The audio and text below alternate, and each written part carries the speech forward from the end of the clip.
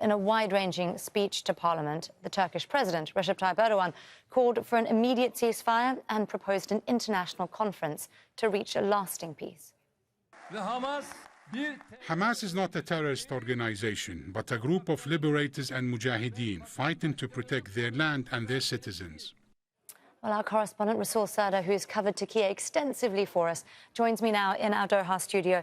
Resul, are we sensing here a shift in rhetoric from Erdogan today, and how's that likely to go over with regional leaders? I wouldn't consider that as a shift. However, we definitely can see that now it's tuning up. So he's speaking up.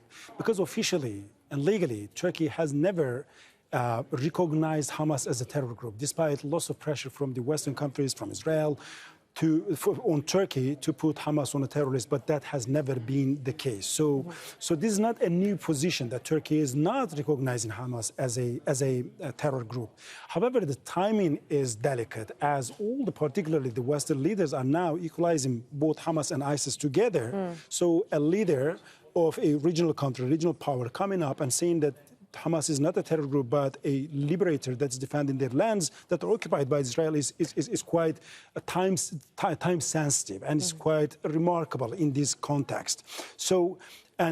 But previously he will go even further and call Israel as a terrorist state. But now we can see that he's not uttering such words. So it means that this is not a rupture. So he's not burning up all the bridges. He still wants to keep the good relations with Israel, good relations with the West. But on the other hand, by calling Hamas not a terror group but the liberators is actually indicating a kind of the root causes of this crisis. He said that there is a context of this. So there is an ongoing occupation since decades, and what happened on October 7 is not the beginning. However, is a consequences of the decades-long occupations and the wrongdoings. So it's not a rupture. However, it's quite remarkable that after 2 weeks of almost silent, President Erdogan is coming up and speaking that much on high volume.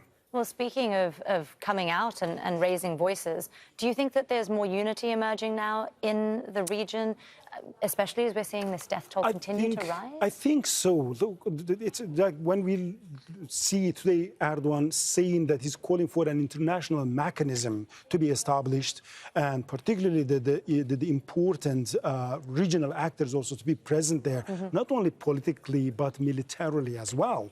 And he says that Turkey is ready to contribute to that mechanism or to do whatever is necessary politically and militarily. So what I understand from that is that he's talking about a peacekeeping forces that is not just going to be secured and conducted by the United Nations, but a different mechanism that the regional actors are also involved. So on the other hand, the Turkish foreign minister has been on a regional tour. He was in Iran yesterday and then went to the UAE and today was in Qatar. He's trying to also promote a regional front here. So Erdogan is also talking about that. So as the Western front of the world is united behind Israel, now they're trying to promote a regional position here that they can put a kind of counter-narrative and also put a pressure particularly on the U.S. and Israel. So yes, he's talking about an international mechanism that has a deterrence, that has the political power and also the military power as well. Whether that could happen or not is a different issue. However, that's quite new. Well, it's clearly a plan in the works, or at least we hope there's a plan in the works. Resul Serdar, our correspondent who's covered Turkey very extensively. Thank you for your insights here. Thank you.